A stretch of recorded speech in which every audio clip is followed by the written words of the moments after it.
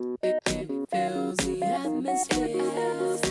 It's whether or not you listen, you still hear music. It's got the power to take you somewhere. It fills the atmosphere. It's whether or not you listen, you still hear music. It has the power to take you somewhere.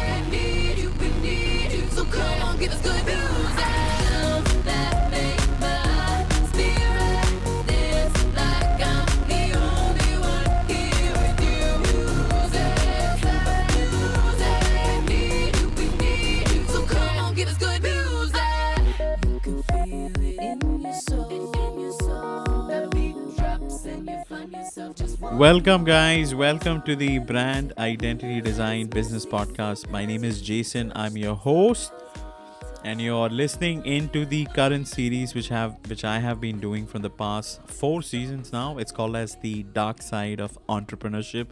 Nothing really dark about what we speak. We touch base on interesting topics, subject matter.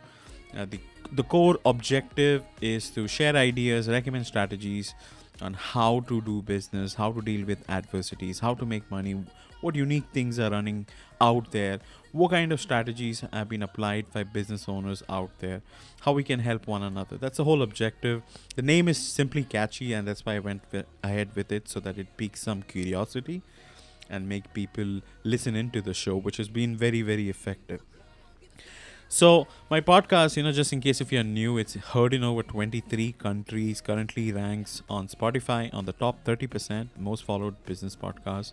Not only that, I think I'm currently trending number 1 in Southeast Asia based on the recent stats which I got. And I've been fortunate enough to win an award from Spotify. It's called as the Anchor Spotlight Awards, recognizing its excellence, or my excellence, or the podcast excellence and contribution to the podcasting industry through the content which I have been generating. I have actually made more than 8,000 minutes of content. This specific episode which you're listening to, this is my 112th episode, season 4, episode 22. I aim to do a few more seasons, specifically about the dark side of entrepreneurship, and bring you, interesting content. So I want to quickly let you know that the season 5 waitlist is actually open. So if any of you guys listening who are entrepreneurs, who are interested in being a guest on my show, it's very simple. I don't care about the following. I don't care how big is your organization. As long as you have something interesting to speak about, please reach out to me. DM me the word guest. I'll send you the waitlist link. We will review your profile, and I would be happy to have you on my show. Season 5 starts from January of 2024. It's going to run for another 6 months from there, and we will have fun. So let's actually get into this conversation. So today's topic, which all of you guys are excited, it's about the role of user research in product development with Michele Ronsen. I'm very, very excited to have this conversation with her. I want to personally thank Philip. Philip is the one who actually recommended me, Philip Van Dusen. If you remember, he was a guest on my show on last season.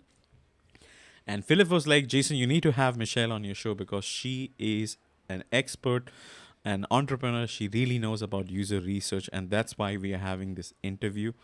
So let me get into straight. Okay, so, who is this episode for? If you are an industry professional, an entrepreneur, or if you're simply curious about the intricate process of crafting user-centric products, this event will offer you actionable strategies and thought-provoking discussion.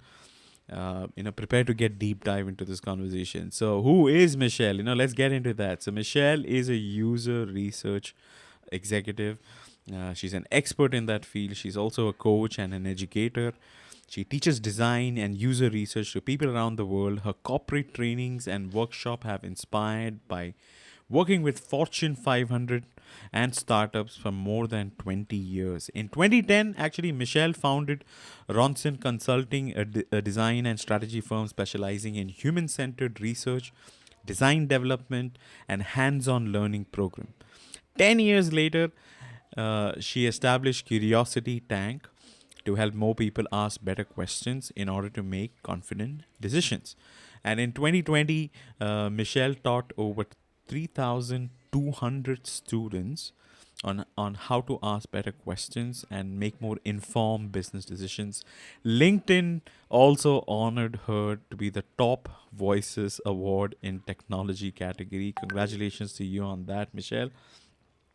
And Michele also has clients. Michele's clients include Stripe, Slack, Zillow, Schneider Electric, Blur Books, Code for America, Usability Hub, Zero, Microsoft, Autodesk, Square, Facebook, Kaiser, BNB Paribas, Best Buy, Blue Shield, PayPal, and many, many more, many other fantastic startups and mom and pop shops. So I wanted to, let's have some virtual noise. Let's welcome Michele Ronsen to our podcast.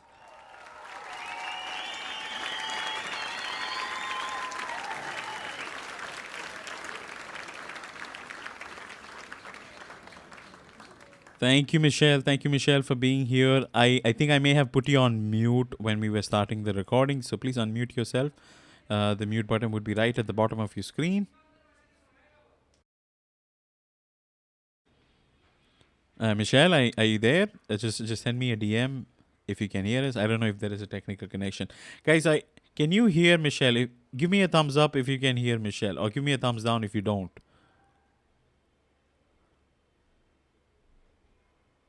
All right. So I have not seen a thumbs up. So Michele, you are still on mute. The mute button is right at the bottom of your screen. Interesting. So what I'm gonna do is I'm gonna continue playing the audio track while we figure this technical issue out.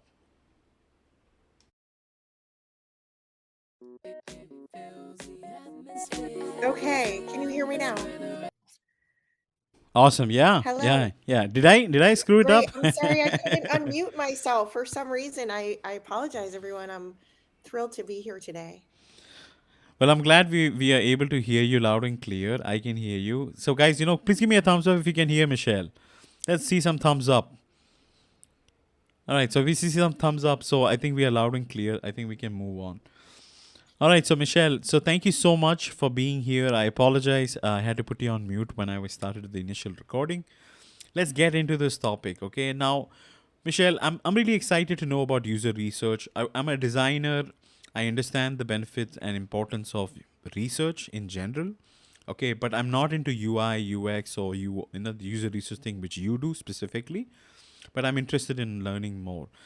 Could you help us understand what are the core principles of user research in the context of product development? Yeah, sure. And I'm a designer by trade too, so I speak your language. Um, Design is my first language, I like to say. So I think it's important to first start with user research and thinking about it as a process, right? It's not just a kind of one step, two step type. It's a way of thinking, and it's a process of figuring out how people interpret and use products and services so we can understand them in order to improve those experiences.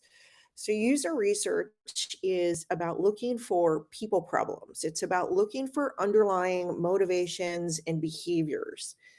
And in order to do this successfully, we start with really clear objectives. And those objectives always, or those objectives should always align to um, clear business goals. And we craft a research plan to uncover how the product or the service or the experience can be improved for the greatest benefit of the organization. I can get into hypotheses and assumptions. Those are the things that we actually test. We always want to test a specific point of view. Um, and and user research in the end, when done properly, should help us build empathy for the people that we're designing for in an evidence-based and structured manner. So it's a process, it's a practice to acquire evidence-based data in order to make decisions, and then document and communicate those learnings to inspire action. Ideally, it's continuous also. It's a continuous feedback loop. It's an ongoing process throughout the product development life cycle. I like to say, think of user research like sales or like marketing, right? You never stop. And ideally, user research is continuous because we don't live in a static world, right? Our competition is changing, politics are changing, the economy is changing, like all of our roadmaps are changing, our CEOs are changing, our environment is changing, right? We don't exist in a static world, and that's one of the reasons why we want to incorporate this ongoing practice continually. Let me pause there. I know that was a mouthful. I'm glad you shared all of that. Could you, maybe just to help people conceptualize this user research, would you mind sharing maybe a small example so that people can just relate to it? Sure. So, um, a user research question might be, or actually, some of the questions that I am asked to explore most frequently. That might be helpful to put this Mm-hmm. into context. Yeah. Um, so, in no particular order, who are my customers or my subscribers or my drivers or my fans or whatever we call those people that we are designing for or that we want to better understand? Um, like, who are they really? Not who are they from a demographics point of view, but how do they think? How do they act? What do they prefer? What are they doing in lieu of having my service or product? How important is X or Y to them? Another question would be, what should we build?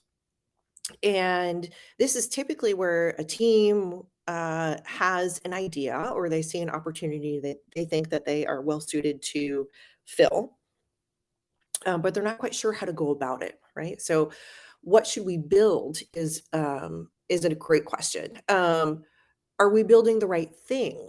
Is also a great user research question. And by great questions, I mean these are not questions that we would put in a research plan. These are kind of questions that I explore as a user researcher. Are we building the right thing? Usually comes from a team who isn't necessarily confident that they're going in the right direction, or the approach isn't working as well as expected, or new information has come along and perhaps they're thinking a pivot. A related but very different question is, are we building the thing right? So before I mentioned, are we building the right thing? Are we building the thing right is more about taking the correct approach. Okay. Another question I'm asked to explore is, why did this metric go up or down? Like, what's going on here?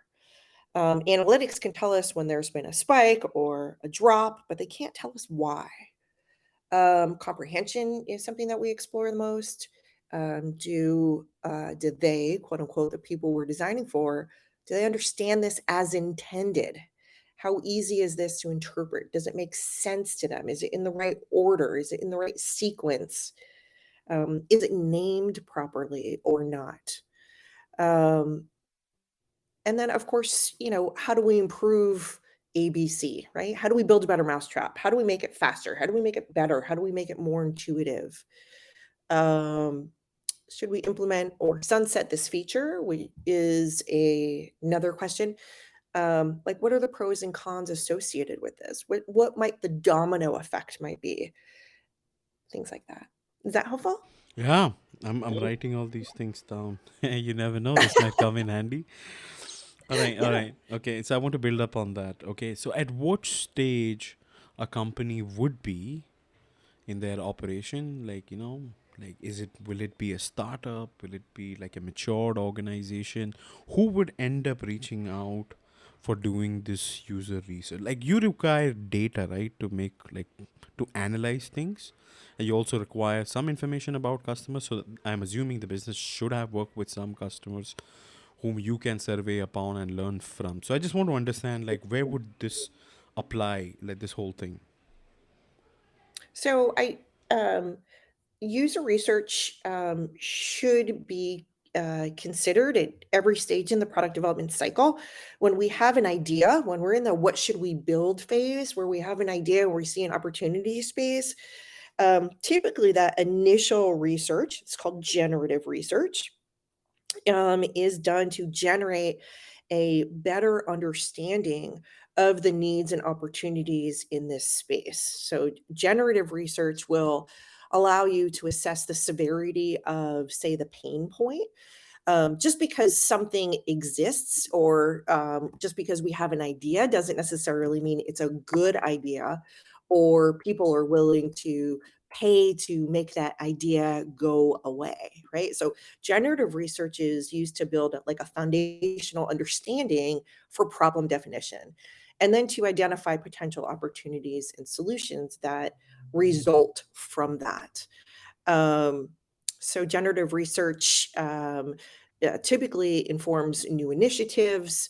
Um, the studies can focus on the stakeholders, the target, the competition, or people that use the competition or competitive products. And it often includes attitudes, behaviors, opinions, as well as competitive environments. Once we have a good sense of that foundational understanding in those early stages of the innovation process, we want to then take those understandings and develop a loose concept, very, very loose concept. The looser, the better. I don't mean anything pixel perfect or even anything rendered on a computer, right? We want to really get feedback on how somebody, this target audience, interprets A, B, or C, right? And what's most meaningful and relevant to them. And then increase the fidelity of those designs as we move throughout the product development cycle. So we're going to move from generative research to evaluative research. Evaluative research is where we actually have something to evaluate, like that very loose concept. Let me pause there. This sounds so cool. Like this is really interesting. I understand now why you're so fascinated about user research and why you're so into this, because it just sounds so interesting, as you go one step at a time. You can learn quite a lot. So this is pretty cool. Now, over the course of time, since you've been doing this for almost 20 years now, probably more, how has user research been evolving in the recent years based on your professional experience? And what kind of impact did it had on product development? Maybe you can share an example just to, illustrate this point. Yeah, I mean, user research, I've been working full time as a user researcher for the past 12 years. I mentioned earlier I transitioned from the design side.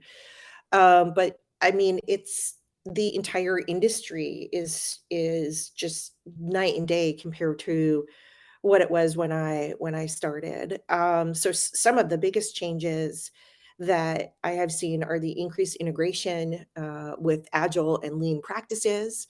Right now, it's much more integrated into development methodologies. Researchers work closely with cross-functional teams and 12 years ago, it was very difficult to even find a job title, or a job opening. There were very, very few user researchers compared to where we are today. Another great evolution, I'd say, would be the fusion of both qualitative and qualitative data and a greater emphasis on combining those two. We call that mixed methods research. Um, and then also kind of this fusion between marketing and market research and CX or customer experience and UX. Before, those were increasingly seen as separate disciplines. And now I think we have a much better appreciation for the skills that we each bring to the table. And many, many more teams are now collapsing to bring these functions under one umbrella.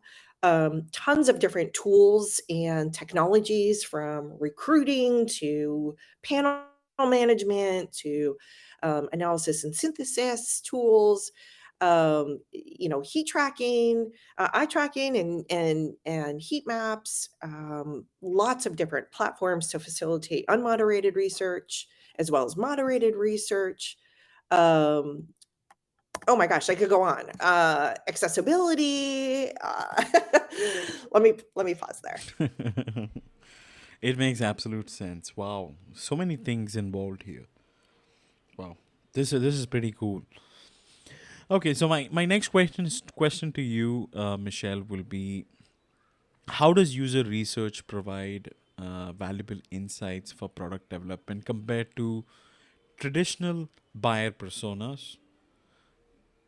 If that makes sense. Like, as a designer, when you were also doing design, you Mhm. realize that we do buyer personas in the initial route, in the initial stages, just to help the client out, give them some sense of a direction. So I wanted to understand the difference, or what can it can be compared with, like, if that makes sense. Yes, what I'd love to break apart these different terms. I developed something called the UX lexicon because I found that there is so much confusion with the terms that we use in our industry, and I think that this is a perfect example to kind of break apart some of these key terms. So, a persona is a representation of a group or segment of people, and it's like a summary of their attitudes, their behaviors, and characteristics. Now, ideally, personas are developed um, based on research that was conducted, right? So it's based on evidence that already exists. Now, many times teams are creating a persona without that evidence, and that is totally fine. But the process should then include some sort of validation of that persona, of those characteristics, of those attitudes, of those behaviors, right? So the process of creating valid personas includes the time and investment in data collection to make sure that they're actually accurate. So let me go back to your original question in terms, I think it was along the lines of, how does UXR provide more valuable insights compared to traditional buyer personas? So I don't see these things as mutually exclusive, right? Because a traditional or non-traditional buyer persona should be based on evidence. And that evidence can be collected through user research, market research, customer experience research, etc. Now, an insight, let me pause there and see if that made sense. Yeah, it does make sense. I'm with you. I'm listening Okay, with intent. Okay, like, go on. great. So, there is controversy about personas as well, right? So about how useful they are, um, and that they often are created and then not updated over time. So there is a large potential to misunderstand or misuse them, and there's conflicting ideas about the best way to define them, right, or develop them, right? But all in all, they should be based on a team's hypothesis. We're going back to what I mentioned earlier about assumptions and hypotheses, which should always guide our research efforts about the audience, and then be validated. And those that should be validated through qualitative research. So, an insight is something that we often take away from user research. An insight would be like an aha moment, or a new discovery, or deeper understanding, or a new perspective, or level of understanding. from a study or a group of studies. So we uh, identifying insights isn't a requirement for every study. Um, Oftentimes, those are the most sought after, but that again is a misused term. Um, we will always have findings from our research, and findings are different from insights in that findings are the raw learnings or the raw discoveries, typically things that were articulated or heard from participants in our studies. They're raw objective outputs of the study. You will always have findings, example, from both evaluative and generative research, but you might not always have insights. I'm with you 100%. I actually agree with you. No question at all. You're absolutely spot on. I wanted to ask you about organizations which are just starting up. Now let's take startups. Limited resources. They just begun, and they want to make a difference. They want to develop a product. So, Mhm. so such companies with limited resources, how can they integrate user research into their product development process? Um, the first thing to do is to understand and really take stock of what you're willing to risk, right? And come up with some sort of prioritization framework to work towards. Not all research questions are equal. Not all research questions carry the same amount of risk if you don't explore them. Not all research projects or outcomes are needed at the same time. So I think having those sort of conversations at the onset with a larger team is really, really helpful. Another thing I would recommend for startups is to get their analytics in place and their tracking in place. I'm working with a company that's been around for maybe 15 years now in the publishing industry, and they don't have strong analytics in place. So I'm working on a number of projects with them in my next Ask Like a Pro cohort.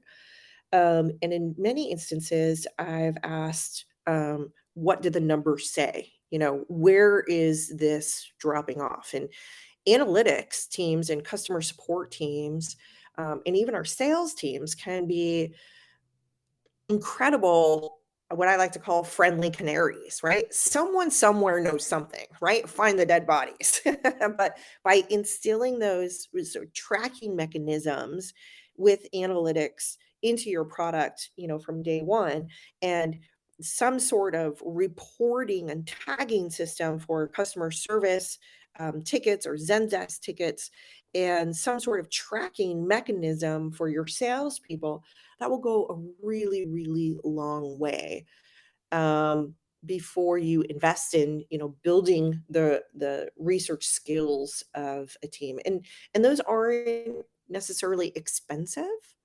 Also, social media listening and social media online communities are really great for both primary and secondary research. And sites like G2 Crowd can give you an unbiased opinion as well. Um, how's that for a start? I think these are some nice tips, and I think it makes sense. Have analytics, have some sort of a tracking mechanism to gauge and understand what is the market saying. Just observe patterns and behaviors so that you get a lot more depth. So what you're trying to say, if you can't really afford, taking advantage of user research from an expenditure point of view, and if you're not in that stage yet, do all these foundational things in the beginning.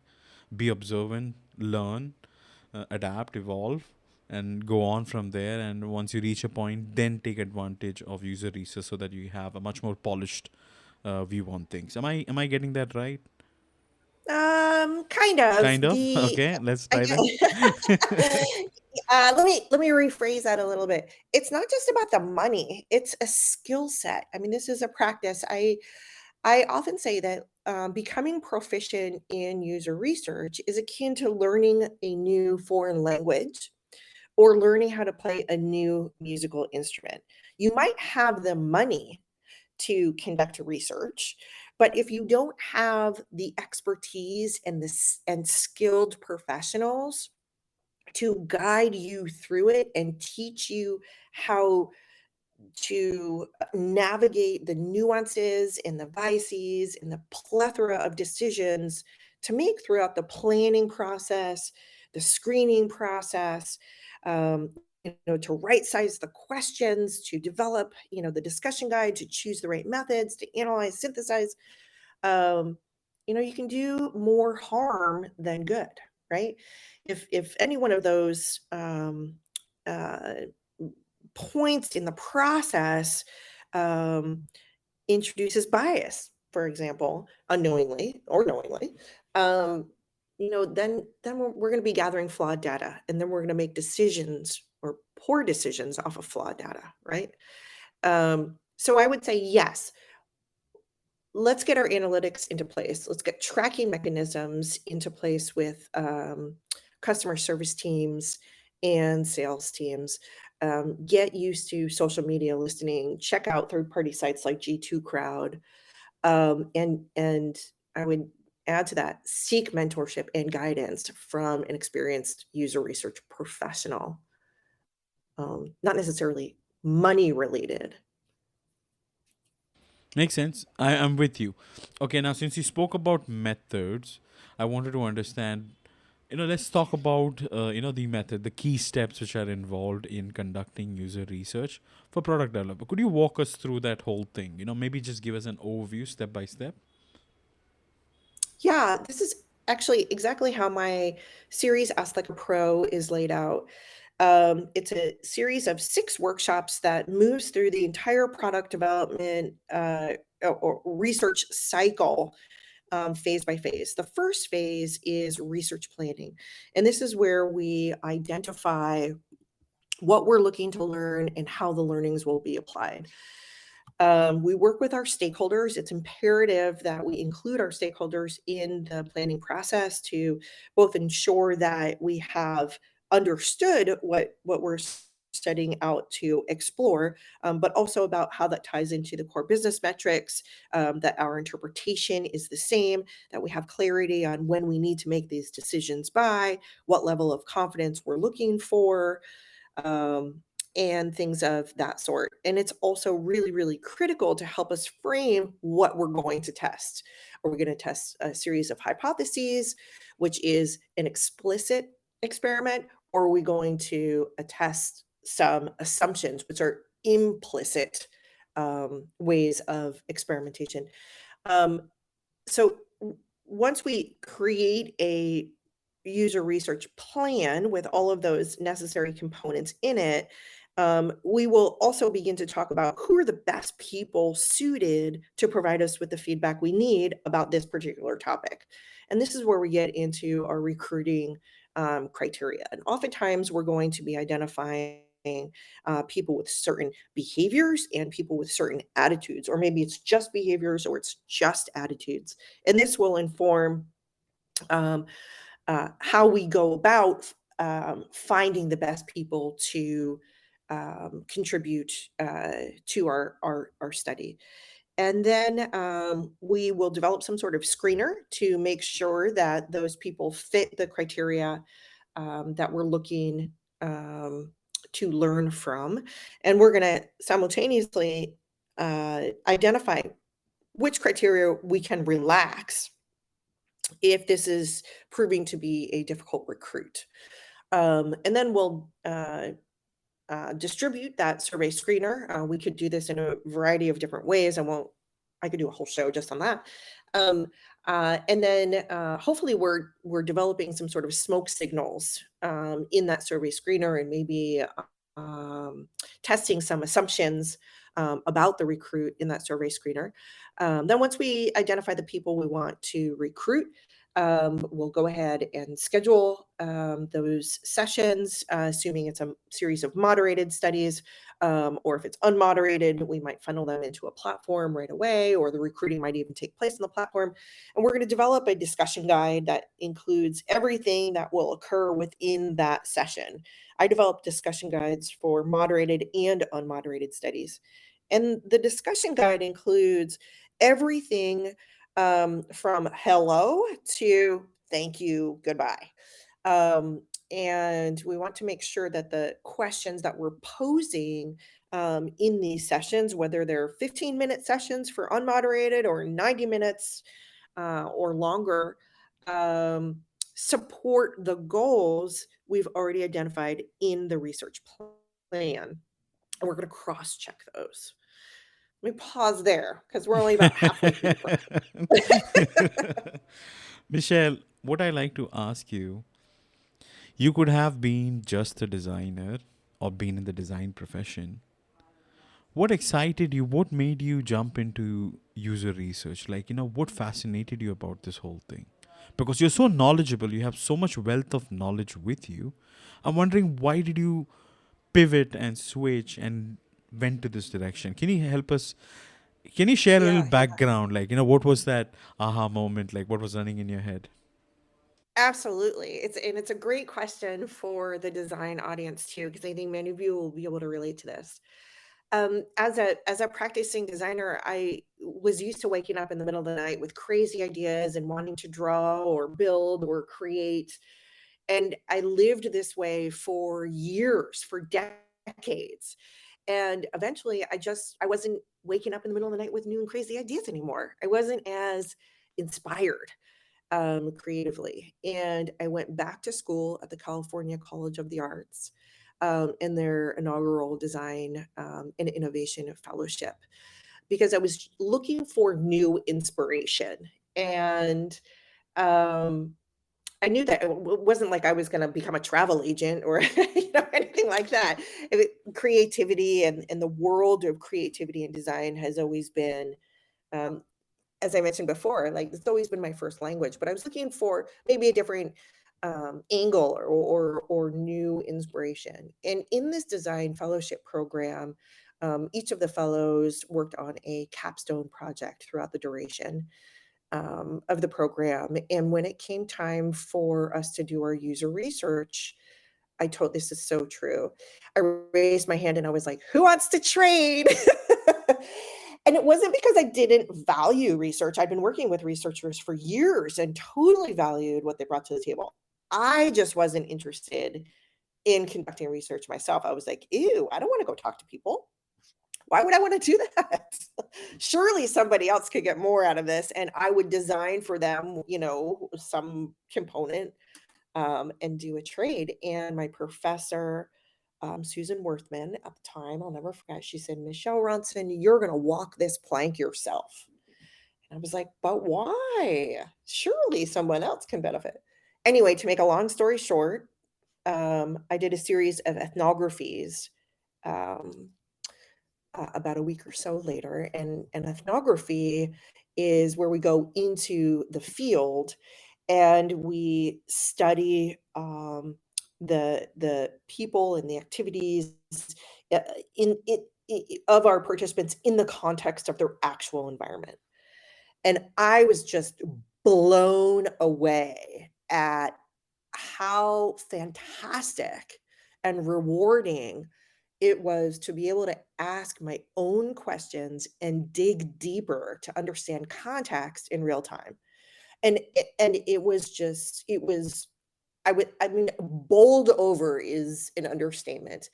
I realized I conducted 5 ethnographies that weekend, and I realized that had I understood the power of research earlier in my design career, I would have been able to design better solutions faster that were more relevant, more meaningful, and more intuitive.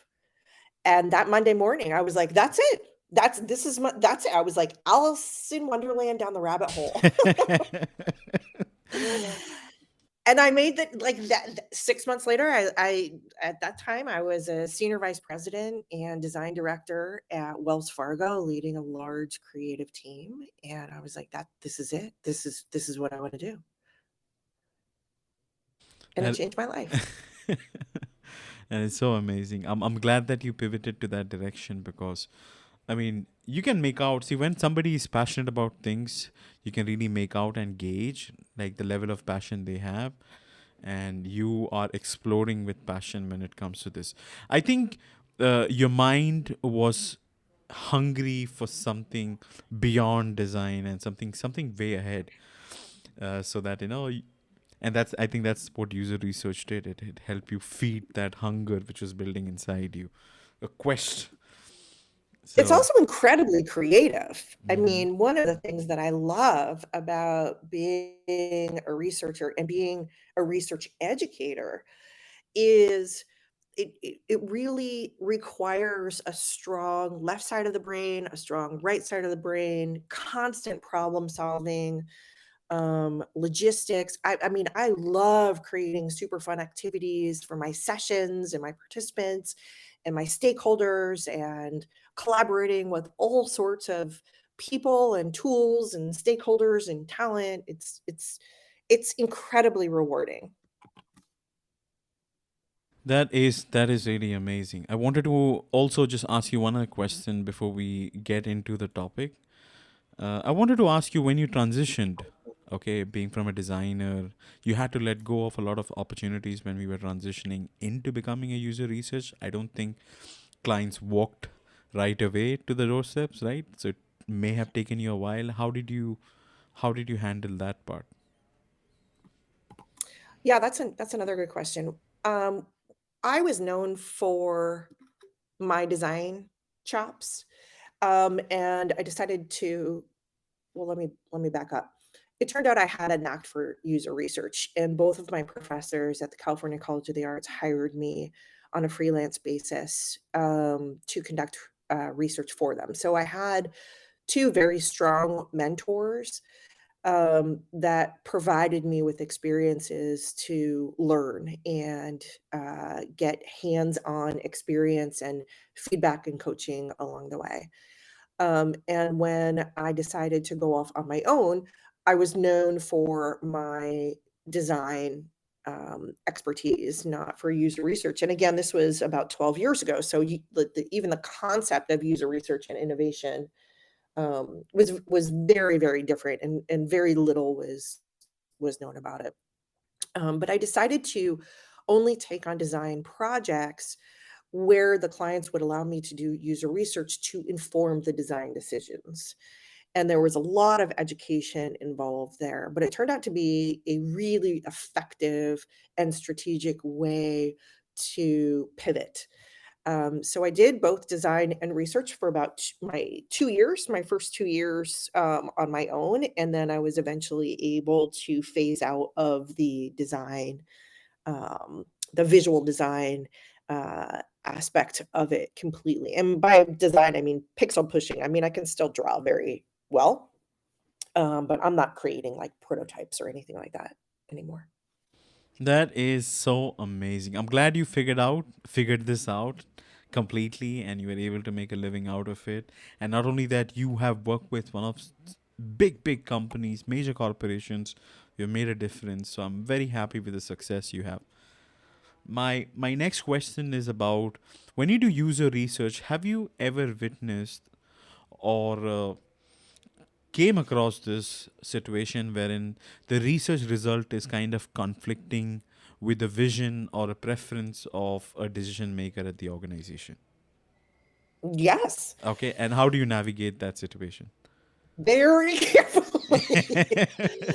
Well, if if I've done my job right during the planning process, right?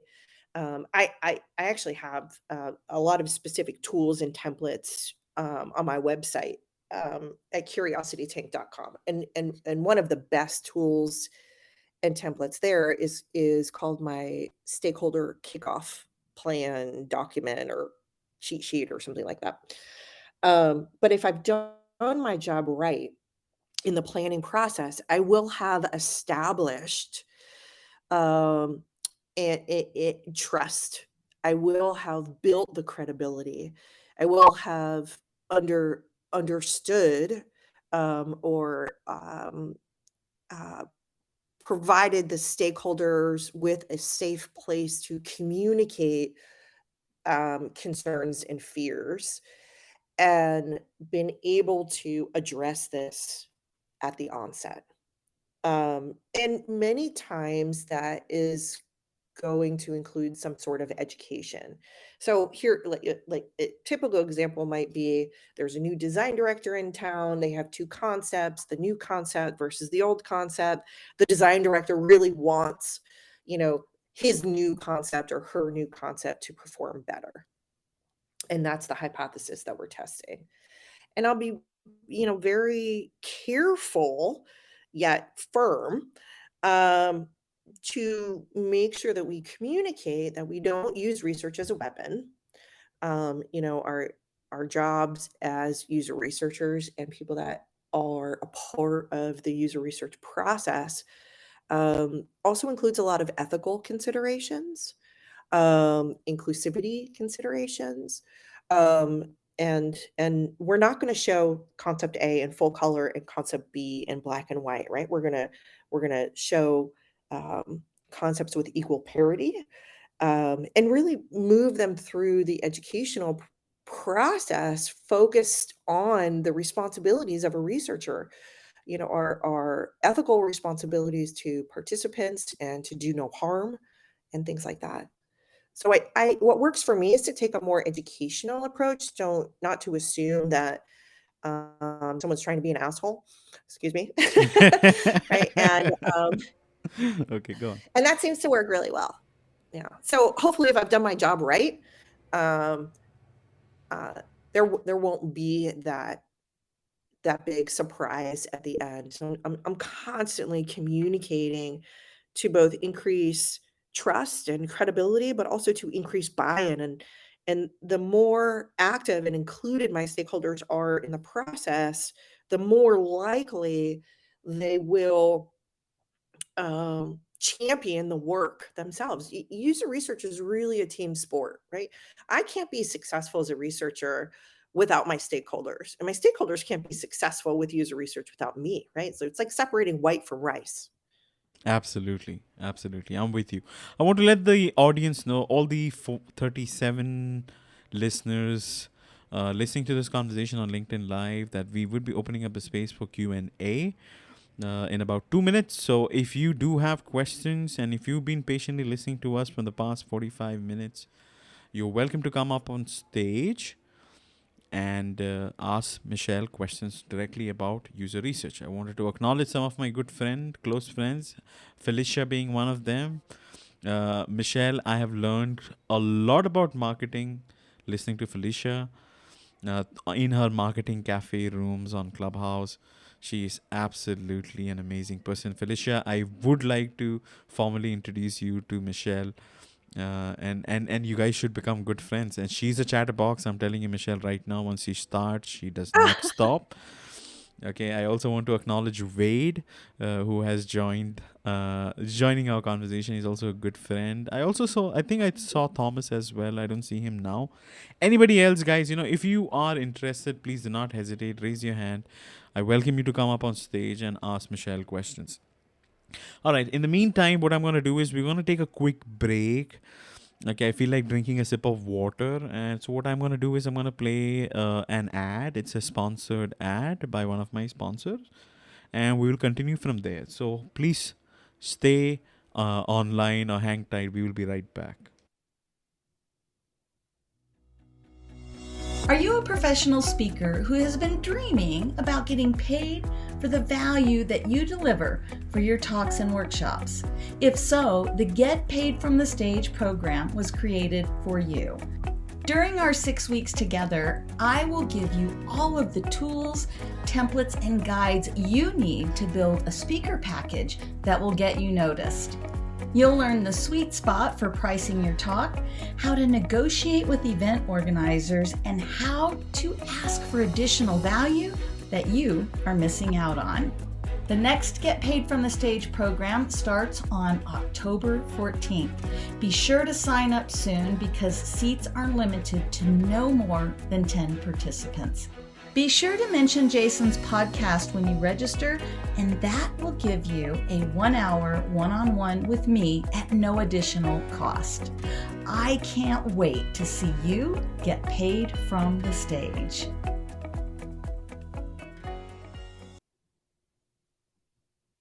All right, so the voice which you heard is by my guest. Her name is Carla Howard. She was on my podcast this season. She spoke about how to become a 5-figure speaker. And I want to let you know that she has an amazing transformative program, which is about 6 weeks, I think, in length. It's called Get Paid from Stage. A few of my audience who are listeners have actually participated in this program. It's not too expensive. I think it's roughly about 32 or 3300 USDs. Okay, if you are interested in knowing more, at least have a consultation call with Carla.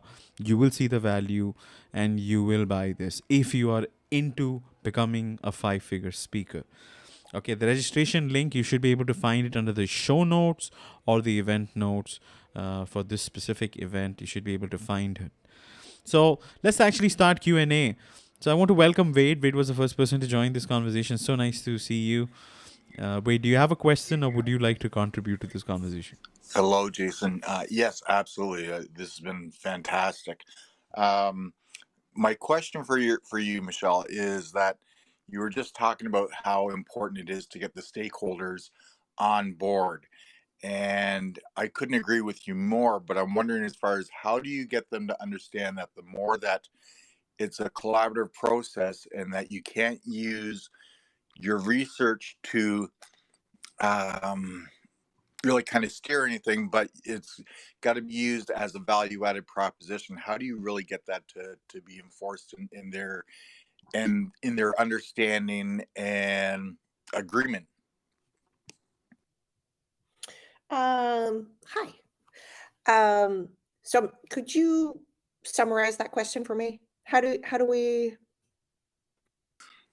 Well, in doing your research, obviously, as far as you're going to come out with your findings, but you want to make sure that they understand that it's going to be truly a value-added proposition for them Mhm. to embrace whatever your findings are and not use it, as you said, As a you know weapon? you got it. Yeah. Okay. So what works well for me is to play to their ego. Um, I'm the first person in the room to say, I'm not the expert on XYZ. You're the expert on whatever it is, big pink blue pens. My job and my expertise is knowing the right questions to ask, the right people to ask them to, and to analyze and synthesize the information and communicate and disseminate the information in a way that will be meaningful and relevant and inspire action. The more feedback you can provide me, the more accurate, relevant, and actionable this work will be for you. So, having this mindset really helps me establish both where my expertise lies and how their expertise will help make our work together better. All right, so I think I put you on Wade on mute because it was echoing since we are recording. So please unmute yourself. Does that make sense or do you have a follow-up question? Absolutely, it totally makes sense. It just where you say, as far as it's easy for it to be used as a weapon, Mhm. and understanding what their needs are. I think it's also very easy to gear the questions in as far as for your research to weaponize exactly what the answers are going to be, are almost or curtail what the feedback is going to be. I'm interested in knowing, Michelle, like when Wade said use it as a weapon, would you mind sharing how this can be used as a weapon? Like what would be like a weapon here? Can you help me understand the weapon part? Uh, so in less UX mature organizations, research, um, some people attempt to use research as a weapon to say prove a point or to back up a decision that they want to happen. And as a researcher, you have an ethical responsibility to conduct your research in a responsible way. So to go back to the earlier question about, how do you how can you let's use another word. How can you disarm it, right? Again, I tie back to the conversation that we had earlier today about building the rapport and building the relationship with your stakeholders at the onset. And this is an ongoing process throughout your study. And after you go through one complete study, right, there's going to be a lot of ahas. But I also many times don't provide my stakeholders with editing rights to my documents. Right, I'll provide commenting rights, and I will tag them, say in a Google Doc or of their research plan or their discussion guide or the top line report. And I'll tag them in the report saying, um, this is what I'm hearing. Does this sound right to you? At John or Tom or Susie or whoever. And I'm pulling them into my document. Because the last thing you want, there's two last things that you ever want in user research. One is for anyone to be surprised, for your core stakeholders to ever be surprised about any learnings. You should be communicating in every single step of the way. After a day of running some sessions, I'm always sending a follow-up um, Slack, even to just say, like, today I spoke with 4 participants. Here was a key quote that really stood out to me. Or tomorrow we're meeting with 3 participants. This segment is going to be the orange segment. And we're particularly going to pay attention to questions 1, 2, and 3. But I'm communicating with them constantly because I know that inclusivity equals buy-in, right? And eventually, sometimes it's with the first project, sometimes it's with the fifth study. Depends, on your team and how approachable you are to them. That inclusivity equals buy-in, right? And you always have at least 2 target audiences for your research, and maybe this will be helpful for you too, right? So when I think of my studies, I always have the target audience that we're designing for, right? Like the end users or subscribers or drivers or whatever we want to call them, and the internal stakeholders, right? The internal stakeholders need to consume and act upon the learnings. So by thinking about these as always having 2 separate audience, at least 2, right? You're thinking about your users and your customers, but like also think about those stakeholders, right? I like to think about them as wandering cats. They have full-time jobs focused on other things, right? They're not focused on research. But you as the researcher, you're in the middle trying to get your arms around these wandering cats and establish your role in the ecosystem and build that trust and credibility throughout the process. You don't want anyone to say, you asked the wrong people the wrong questions in the wrong way, right? Because that would discredit the work. So by involving stakeholders throughout the process, when you're gathering that initial feedback, when you're prioritizing the questions and authoring the plan, inviting them to attend the sessions, to observe the sessions, provoke questions and improve understanding, right? You're going to mitigate those risks substantially.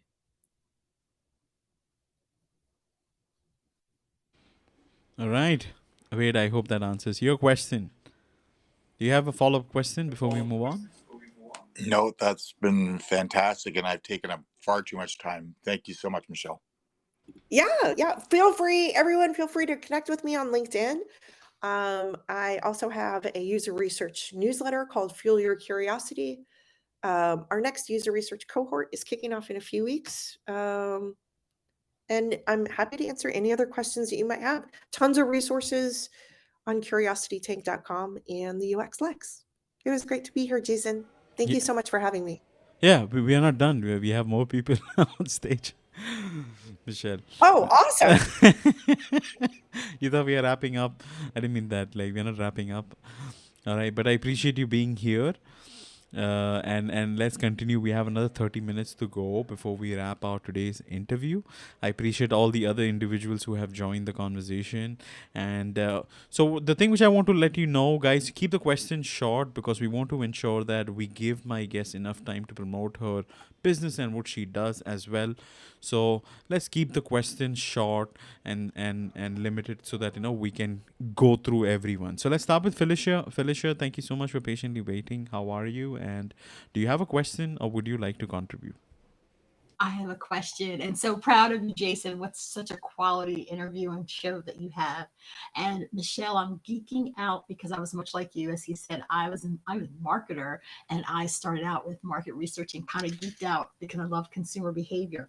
So my question is, it's a segue into what you really just recently talked about. How are you infusing diversity, equity, inclusion with your researchers when it comes to the research and the recruiting criteria, both on the side of the researcher and on the side of your target audience? That's a great question. I think it really depends on the study, and it really depends on the type of research that we're doing. If we're doing, say, rolling research, where we're gathering feedback continuously, say, running a study once a week or once every other week throughout the product development cycle, I might take a different approach there than if we're doing one big study, that's going to last 3 or 4 months. So I'd say, I'm constantly trying to look to the left and look to the right to make the best decisions based on the information we need when we need it and the level of confidence we're looking for.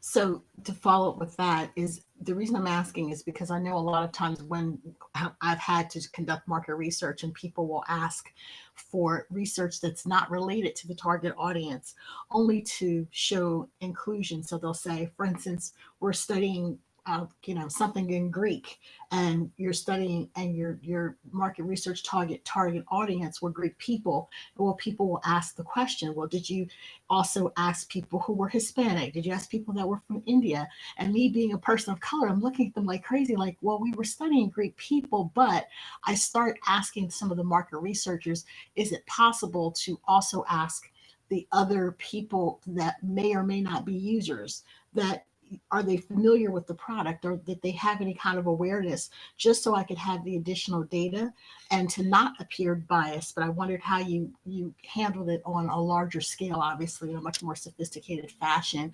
How are you addressing when people ask the question, did you also ask, or what was the criteria, who set the criteria, and who were the people who were setting the criteria, if that makes any sense?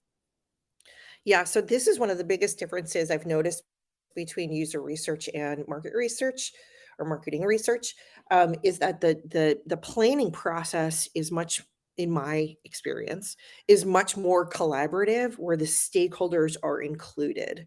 So I have never authored a plan soup to nuts on my own for any user research study, and quite frankly, if my stakeholders didn't have enough time to provide feedback and meet, throughout the process, and like demonstrate that commitment both in time and brain power, I suggest walking away from the study, right? Because if you don't have that interest and that willingness to come along for the ride, then the chances of pushback and the chances that the learnings will actually be implemented are slim to none.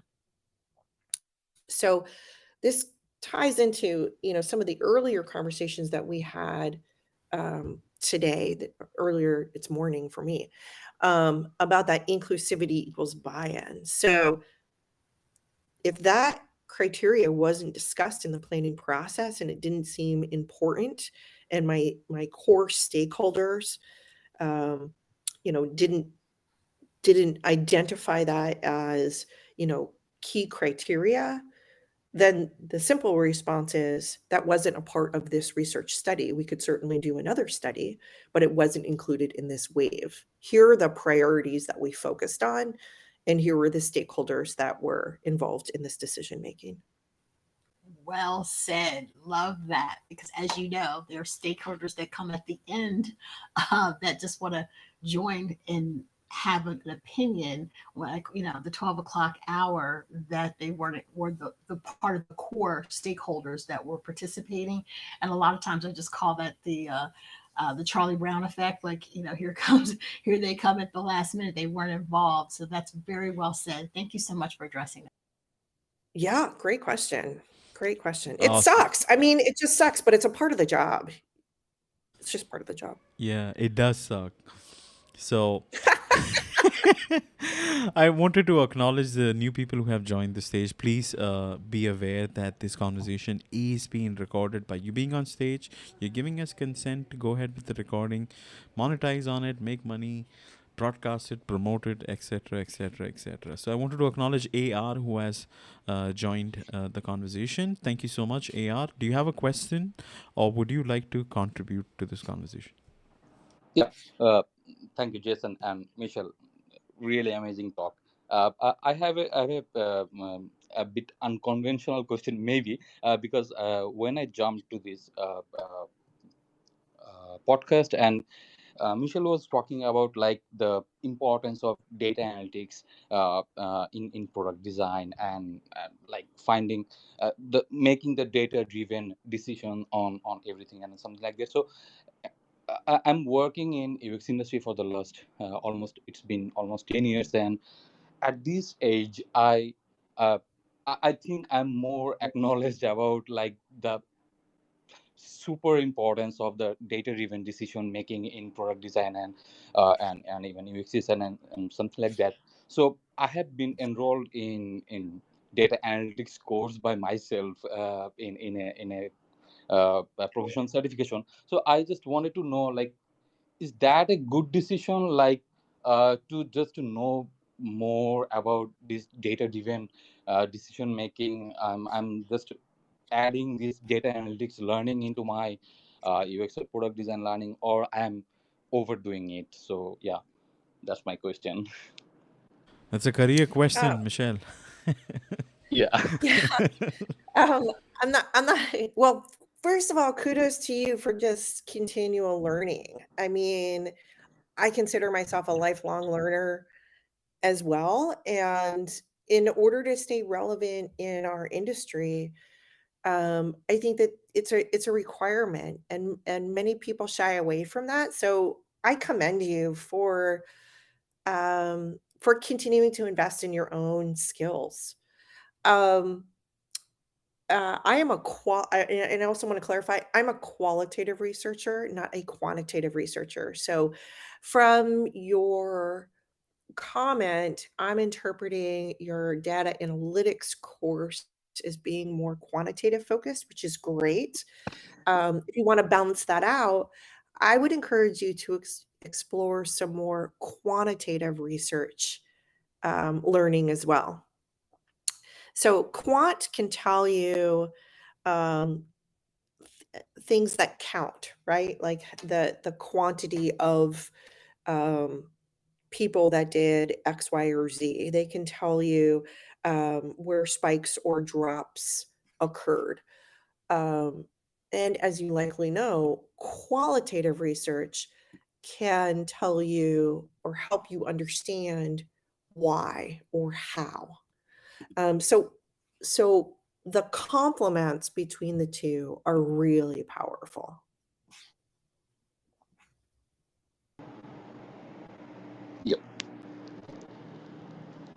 Okay, awesome. Yeah, thanks a lot. Yeah, I got my point. Do you have something else you'd like to ask? Oh, no, I think I've got the idea, like the complementing of like the both qualitative and quantitative. Like that's, I think that was my motivation factor for going to a bit exploring the data analytics. So yeah, Although thanks a lot. I'm not very related to the field, but there's only one thing which I can share personally. If there is, something which is driving you towards that direction, and you get excited and you feel interested, curious, you don't feel exhausted or tired, you're like, no, I have this hunger to learn more. If that is your driving factor, I would say just walk that path. Don't worry about what outcome it's going to generate. At least it's going to help you learn something new, and you might be able to apply it at some point in your life. Acquire, that would be my suggestion. But I appreciate that question, AR. Hopefully, we can catch up next week also when I do my show. And guys who are listening to this conversation, all the 24 listeners and everybody else on stage, if you have not followed Michele, please follow Michele. Please click on her profile. Please follow her. Send her a DM. Ask her questions. Okay, and if you have a company who is interested in doing user research, I am positive she is the right person to go ahead with. And if you're following her, please follow me as well. It helps with the analytics, helps me to spread the word, reach out to a larger audience. I wanted to acknowledge the next individual in queue. Her name is Leah. Thank you so much. She's a lead UX researcher, and she's also a licensed mental health counsel. Thank you so much, Leah, for being here. Do you have a question, or would you like to contribute to this conversation? Please unmute. Yeah, good afternoon, everyone. Thank you so much. I really enjoyed the conversation today. So yeah, I have two quick questions. So my first question is, Michele, I want to know, do you have any favorite project management tools that's you use to document like research timeline or like the research calendar? And then I have one more question. Hi, Leah. Good question. So one of my mantras as a researcher is to be a super easy researcher to work with. I don't want to be the blocker, right? I want to be the door opener and be as communicative and collaborative as possible. And I mention this because this also plays itself out in terms of tool stacks. So I'm going to acquiesce to whatever tool stack, whatever project management system, and whatever recruiting platform is culturally relevant and in use today for that team. And I'll just make it a non-issue. Unless something does not exist or I have a much better solution, I might propose an alternative, but I will typically defer to whatever they have in place because I have bigger fish to battle, at least with the first study. Definitely. No, definitely working smarter, not harder. I'm developing a research calendar for my team, and I think we're moving to like Monday.com. But I think, the best way is to kind of just be agile and, work with what you have. Yeah, Monday, Airtable, Asana. I mean, it's just 6 of one, half dozen of the others. So I would, in that instance, I'd say, okay, great. And just and focus on making the research, the absolute best it can be, and worry about I don't put that much stock into tools and platforms because I don't think tools or platforms are going to make or break your study. Understanding how to ask good questions, making sure those questions line up with business KPIs or OKRs or other objectives, nailing the recruiting criteria, making sure that the questions in the discussion guide support the goals and the objectives of the plan, inclusivity and buy-in with my stakeholders and collaboration along the way. Those are the things I'm really focused on. Definitely. Thank you so much. And my last question is, being that it sounds like you kind of do like UX research consulting and strategy with like, Fortune 500 companies and startups. I was curious, like, what elements have accelerated your UX consulting? I feel like it's a really vibrant industry and field, and it's like a lot more of a demand now. But I think it's really easy to battle like imposter syndrome and the whole list of things that go on when you're like the key consultant. That's a great question. I would say two things. Having spoken to thousands and thousands of participants and running God only knows how many hundreds, maybe thousands of studies, the experience becomes transferable. Like I can draft a research plan in 2 hours. Um, and and and that's been a great way to build that relationship, with my stakeholders. And I can honestly say teaching. I mean, I'm a career educator. I've been teaching, I started off teaching design when I graduated from my undergrad. And then as I transitioned into design research and user research, I transitioned teaching from design to design research and user research and so forth. And I love teaching. I mean, I feel like I get as much from my students. I learn as much from them as they do from me. And teaching really hones your improv skills. So you never know what question's going to come next. And learning how to communicate in plain English, um, or in a way that someone can easily understand is an art onto itself. So I have found that the more I teach, the better team leader and collaborator I am, and the more studies I lead and consult with stakeholders, the better teacher I am. So it's a very reciprocal relationship that continues to give back. Having solid improv skills as a user researcher is really important because you're going to be pivoting, and it's not when something's going to go wrong. It's not if something's going to go wrong, it's when something's going to go wrong. And researchers should be prepared for that. And building those improv skills is critical, and teaching has helped with that exponentially. Plus I just love it. I mean, it's amazing to see like someone's light bulb go off. Like, to see them connect the dots. It's awesome. It's incredibly rewarding. I love it. I would do it full time if I could.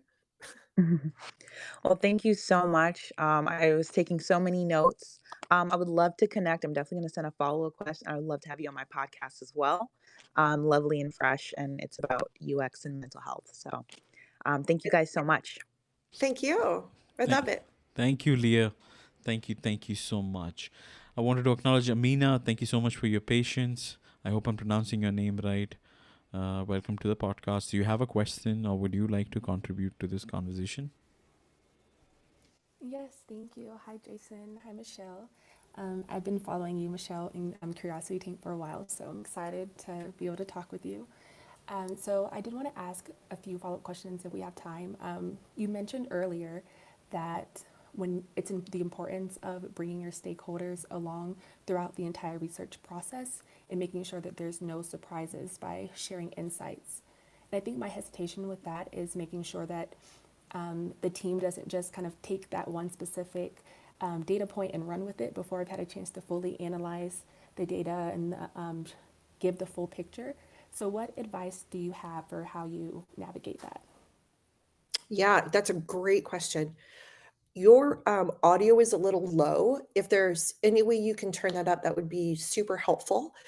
But great question, and thank you for your support. Could you phrase that Lots of question different for ways. us, Michelle, before you answer it, just to make sure everybody get it?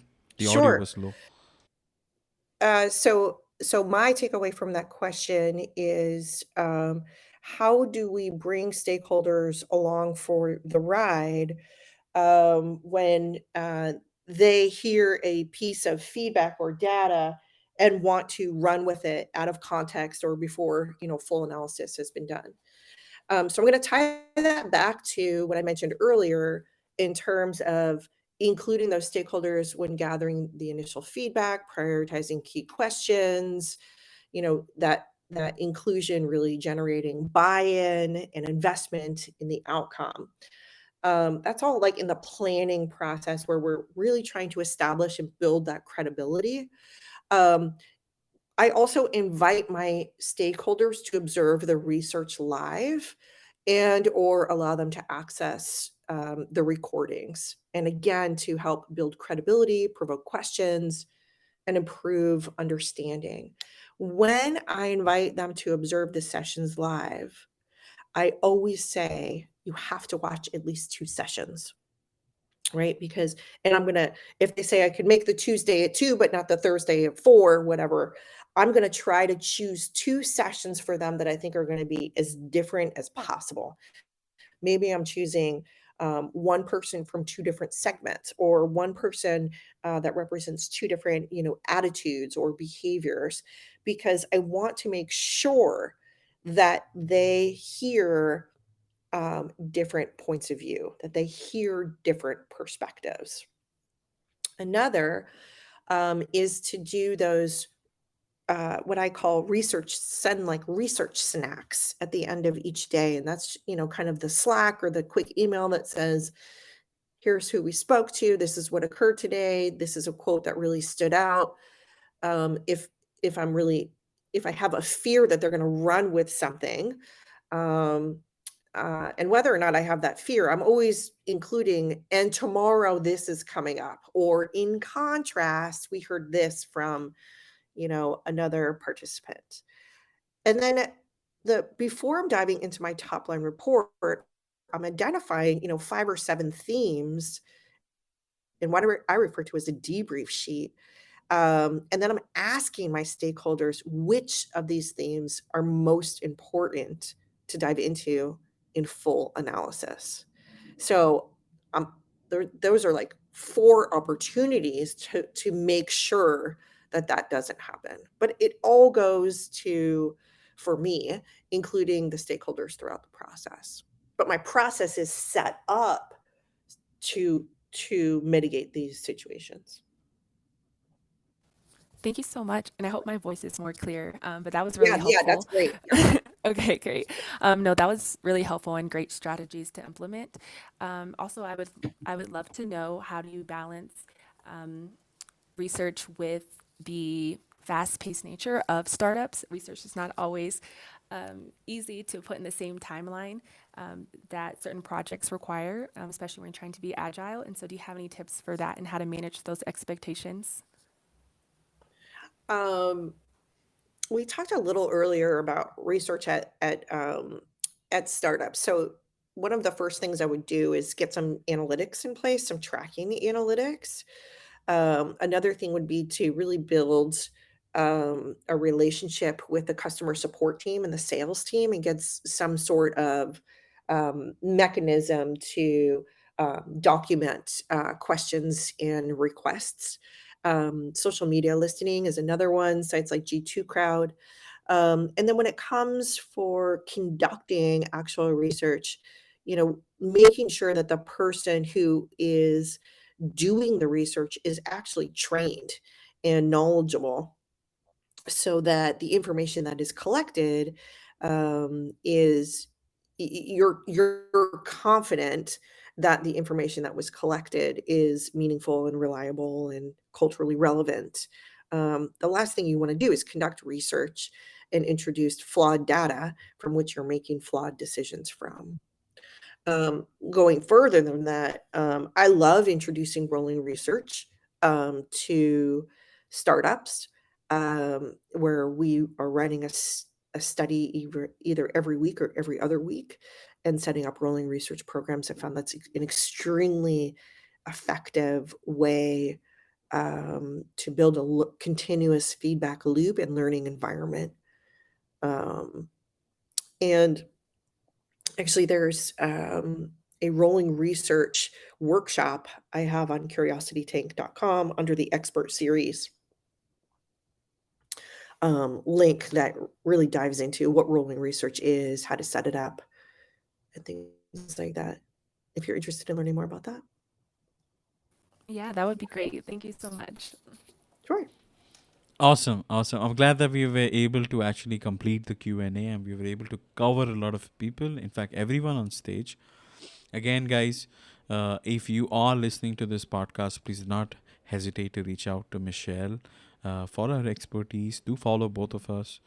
Okay, your engagement on this podcast, the what you do as an engagement on LinkedIn does really help us to promote, boost the content, and it helps to reach a massive audience. So your help and support will be very much appreciated.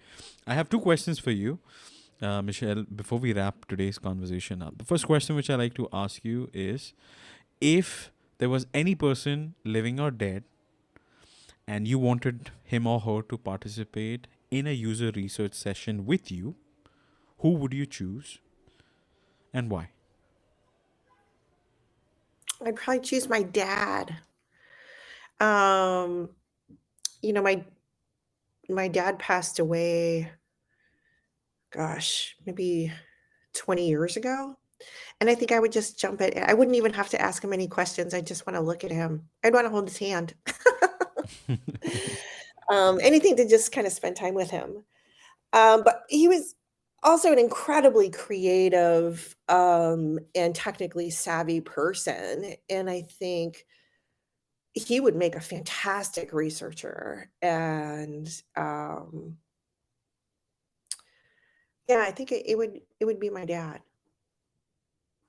That's an interesting question. Yeah, I appreciate you sharing that. And I'm so sorry to hear about your dad. I'm positive he was a great man. You learned quite a lot. You have a lot of qualities which he has right now with what you're doing. So I appreciate that answer very, very much.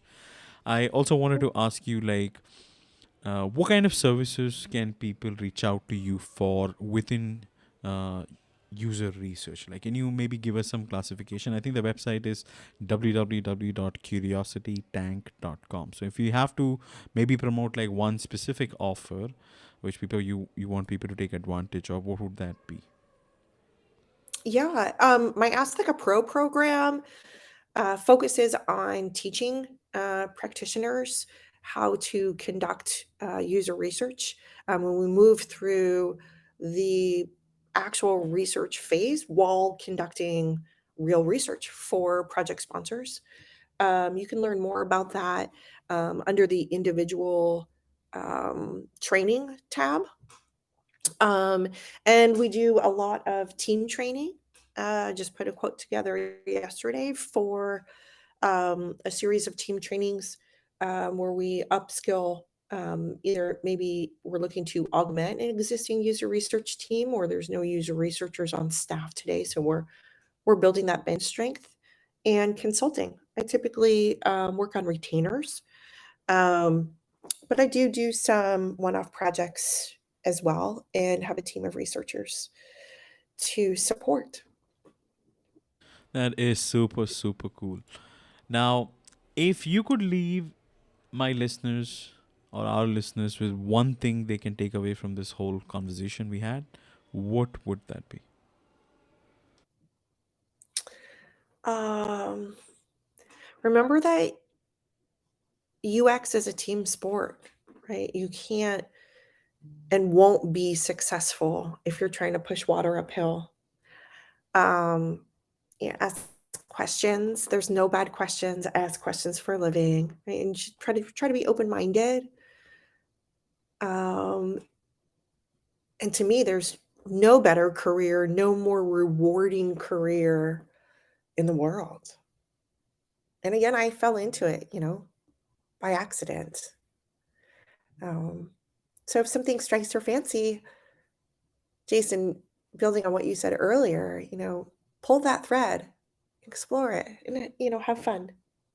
Yeah, absolutely, absolutely. And sometimes accidentally you end up, in a place which you never assumed or thought you would end up, and you might just enjoy it for the rest of your life. So anything is possible. So I appreciate that, Michele. I wanted to actually let my audience and listeners know about the next week's show. It's gonna be season 4, episode 23. I'm gonna be speaking to a wellness veteran. Okay, we are going to be speaking about building a sustainable spa, challenges and solution with Just Turgis. He has around 30 plus years of experience in the wellness industry. I think I have listed the event details. I am guessing I should have. If not, check the event page, this specific event page. Probably about an hour from now, you should be able to find those, find that specific link for the next event posted here. Or else, if you are on my profile, just click on my profile, go under the featured section, and you should be able to find that specific event which I'm speaking about. Or DM me, I'll just send you the link, whatever you like. I wanted to personally thank Michele once again for giving me the opportunity to have this 90 minutes time, and I have learned quite a lot. I have made a lot of notes. In fact, I'm so excited and curious. Probably I might get into UX or UR. I don't know, but I'm a very research brain guy, so I don't know. If something happens, Michele, you would be the inspiration behind it. If I take such a step, that would be definitely because of this conversation we just had. So once again, thank you for your time, and I learned quite a lot. I'm very happy that we were able to do this pleasant interview, and I'm also very happy to see all these 17 odd individuals who are listening to us till the very end. Is there any final thoughts you have, Michele, before we wrap up? Thank you so much for having me. It's been delightful, and the questions have been wonderful. I appreciate the opportunity. Absolutely, absolutely. Guys, please take care of yourself. Have a wonderful morning, afternoon, wherever you are in the world. Have a fantastic day. Please take care.